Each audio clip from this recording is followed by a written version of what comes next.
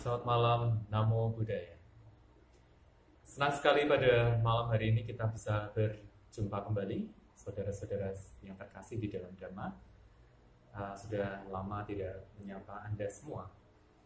Dan pada malam hari ini saya akan menyampaikan Dhamma dengan topik Dhamma di dalam kehidupan sehari-hari. Dhamma dalam kehidupan sehari-hari adalah Dhamma yang diperuntukkan bagi para perumah tangga. Perumah tangga itu permasalahannya sangat-sangat kompleks. Banyak sekali permasalahan dari perumah tangga. Mulai dari masalah sosial, finansial, masalah psikologis, bahkan spiritual pun masuk di dalam kehidupan perumah tangga. Kalau kita jadi householder, jadi umat awam, maka kita akan mengalami itu semua. Tantangannya juga semakin berat, apalagi di masa pandemik ini, maka banyak sekali yang dibutuhkan bagi kita untuk survive, untuk memenuhi kebutuhan-kebutuhan dasar dari kita sebagai manusia. Mulai dari biaya untuk anak sekolah, mulai dari work from home, mulai dari mencukupi kebutuhan hidup kita sehari-hari, itu semua adalah tantangan yang senantiasa dihadapi oleh perumah tangga atau umat awam. Ibu, bapak, dan saudara yang berbahagia. Nah, Dhamma itu bukan hanya penting untuk menghadapi masalah-masalah rohani atau masalah-masalah spiritual yang lokuttara, yang mengatasi duniawi, tetapi juga Dhamma itu sangat penting juga dibutuhkan dalam kehidupan kita sehari-hari. Nah, Dhamma sendiri itu artinya adalah ajaran untuk menghindarkan kita dari penderitaan. Dan Dhamma itu sendiri adalah jalan untuk mencapai kebahagiaan. Bagaimana mungkin Dhamma yang digunakan untuk menghilangkan penderitaan dan melenyapkan penderitaan kemudian membawa pada kebahagiaan jika dia tidak bisa diterapkan pada permasalahan kehidupan sehari-hari. Itu sangat tidak mungkin. Dhamma dalam bahasa Sanskerta dan dalam bahasa Pali tidak ada istilah yang lebih luas daripada Dhamma atau Dharma. Karena segala sesuatu yang tercipta dan yang tidak tercipta itu masuk di dalam pengertian Dhamma. Saudara-saudara yang berbahagia, sampai ada kata-kata di dalam kehidupan sehari-hari, mencari Dhamma di dalam segala hal.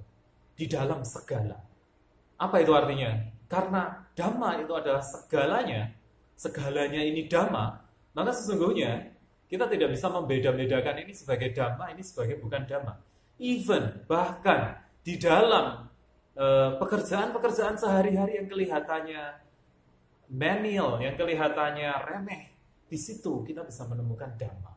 Misalnya, bangun pagi kita sudah harus bersih-bersihin rumah, beresin daily course, tugas-tugas rutin di dalam rumah tangga seperti mencuci, menjerang pakaian, memasak, menyiapkan segala sesuatu, kemudian menyapu, mengepel, mengganti spray atau bed cover yang sudah saatnya kita ganti, itu pun adalah Dhamma. Jadi bahkan di dalam segala hal, mencari Dhamma dalam segala, itu akan membuat Dhamma itu betul-betul hidup di dalam diri kita, di dalam kehidupan kita sehari-hari, di dalam segala apapun, sehingga tidak akan ada istilahnya pemisahan antara oh ini Dhamma, oh ini bukan Dhamma. Nah, saudara-saudara yang berbahagia, kembali lagi bahwa Dhamma itu harus bisa dipakai di dalam kehidupan kita sehari-hari. Umumnya, apa yang dicari oleh perumah tangga untuk menghadapi permasalahan-permasalahan kehidupan? Ada dua yang harus dicari, yang merupakan kekayaan dari Dhamma yang harus dimiliki oleh seorang perumah tangga. Yaitu yang pertama adalah kita harus mempunyai yang disebut dengan laba dalam bahasa Pali dan Sanskerta, atau di dalam bahasa Jawanya badi, di dalam bahasa Mandarinnya cuan. Apa itu? Kita harus mempunyai keuntungan, kita harus mempunyai penghasilan, kita harus bekerja di dalam segala hal yang kita kuasai berdasarkan pengetahuan dan skill kita untuk survive. Jadi bagi seorang guru mungkin dia mengajar, dosen juga mengajar, kemudian pengusaha dia berusaha, bisnis, penjaga toko, investasi, apapun itu yang bisa menghasilkan earn a living, menjadi memberikan nafkah pada seorang, itu disebut sebagai badi, laba, atau cuan. Dan seorang rumah tangga harus mempunyai skill atau pengetahuan dan pekerjaan untuk bisa membuat dia earn a living. Dia harus mempunyai nafkah. Karena dengan penghasilan yang pas, maka dia akan bisa memenuhi kebutuhan-kebutuhan dasar maupun kebutuhan-kebutuhan sekunder yang diperlukan. Misalnya rekreasi, misalnya kesenangan, misalnya untuk kebutuhan-kebutuhan di dalam hidup sehari-hari. Dan itu kita harus memenuhinya. Bayangkan kalau kita pakai antilogisme, kalau kita tidak bekerja, kalau kita tidak mempunyai saving, kalau kita tidak investasi, kalau kita tidak mempunyai penghasilan yang tetap, akan sangat sulit. Apalagi di dalam masa pandemik seperti ini, sangat-sangat sulit kita bisa bertahan hidup. Oleh karena itu, yang pertama sekali, itu adalah kita harus bekerja supaya kita mendapatkan laba, badi, atau cuan. Karena dikatakan begini, kalau tentang finansial, bahwa uang itu pentingnya hanya nomor 2 setelah oksigen. Kalau kita kehabisan oksigen, kita mati. Tapi kalau kita kehabisan uang, kita setengah mati. Karena dia setengahnya dari oksigen. Nah, saudara-saudara yang berbahagia, jadi penting sekali bagi kita untuk memutar otak, untuk berpikir bagaimana kita mendapatkan nafkah yang bisa digunakan untuk memenuhi kebutuhan kita. Kalau bisa, sampai kita mencapai sebuah kelimpahan atau keamanan finansial sampai passive income dan sebagainya, harus dipikirkan sampai seperti itu supaya kita bisa bertahan, bukan hanya untuk memenuhi kebutuhan hidup kita, tetapi juga nanti kalau kita banyak duit kita bisa membantu orang dengan lebih luas. Kemudian yang kedua, selain laba, badi, atau cuan tadi, maka harus ada 2 lagi yang kita mempunyai kekayaannya itu. Yang kedua itu adalah kita harus mempunyai berkah dalam bahasa Arab, atau manggala di dalam bahasa Pali dan Sanskerta, atau hoki di dalam bahasa Mandarin. Keberuntungan ini penting untuk mengimbangi cuan, laba, atau pencapaian nafkah dalam kehidupan sehari-hari. Kenapa? Karena berkah ini adalah pelancar di dalam hidup kita. Dikatakan di dalam agama Buddha bahwa orang yang beruntung, bejo, itu kadang-kadang lebih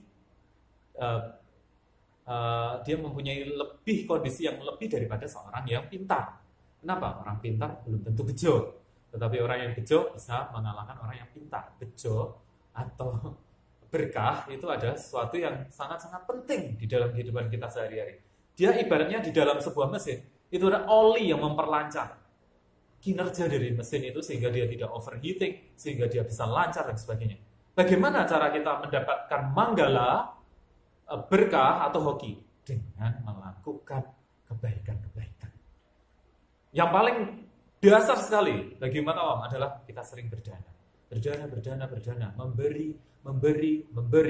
Bukan hanya materi. Memberi juga bisa memberikan telinga kita, hati kita, menselingi orang, memberi semangat. Ada juga yang abaya dana, sansen misalnya, kita melepaskan, membeli hewan-hewan yang harusnya dibunuh, kemudian kita beli dan kita lepaskan, dan itu disebut dengan function. Kita menyelamatkan jiwa-jiwa. Apa itu yang akan terjadi pada kita? Kalau kita ada kesulitan-kesulitan, maka kita akan ada yang menolong, akan ada bantuan-bantuan, akan memperlancar hidup kita. Jadi, yang mau dicari tadi adalah keuntungan, badi, cuan, sama laba. Dan yang satu lagi adalah berkah, manggala, atau hoki.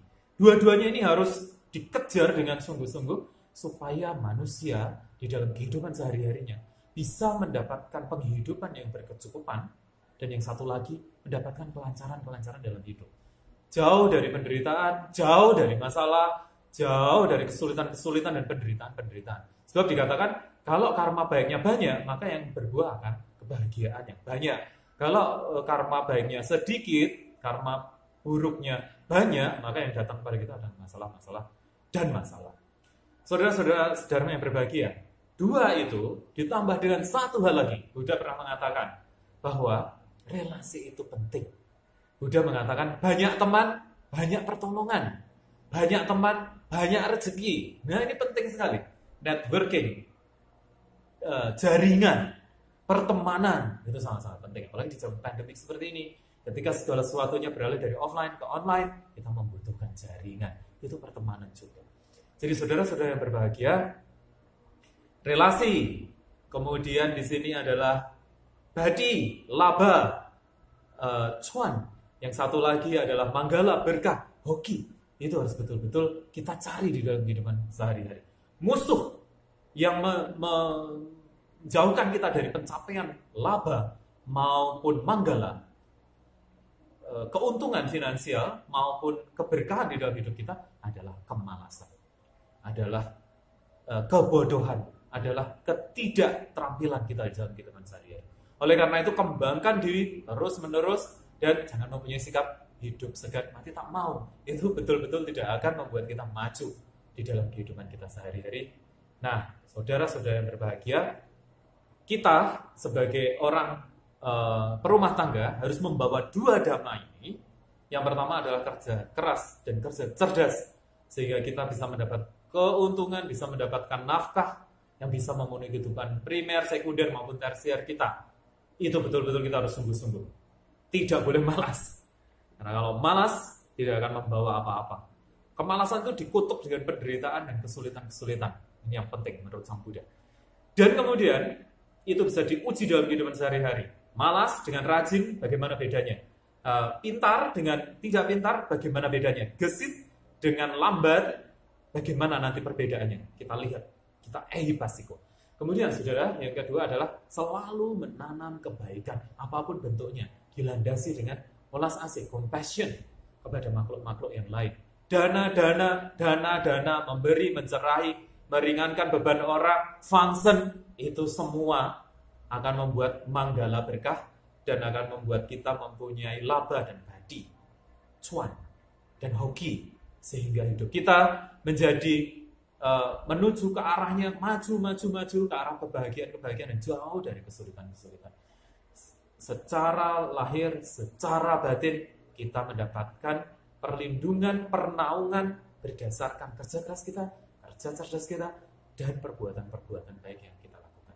Itulah dhamma yang akan menyelamatkan kita di dalam kehidupan kita sehari-hari, sehingga kita jauh dari penderitaan, dari kekurangan, dan dekat kepada kebahagiaan dan kemajuan. Dan itu adalah kondisi yang sangat kondusif nanti kalau kita mau mengembangkan spiritualitas, mengembangkan ketentraman hati, mengembangkan meditasi, mengembangkan pemahaman-pemahaman di dalam hidup sehari-hari. Itu yang bisa saya sampaikan pada malam hari ini, dan yang terpenting bagi kita sebagai seorang perumah tangga adalah membawa dhamma yang dua ini di dalam kehidupan kita sehari-hari. Jangan malas, rajin, ulet, pintar, gesit, dan gerak cepat. Putar otak, dan kita mulai selalu beradaptasi sehingga tidak akan ketinggalan di era disrupsi ini. Dan yang kedua, kita selalu berbuat baik dan berbuat baik semampu kita. Nah, kita akan bahagia, kita akan maju, kita bebas dari penderitaan.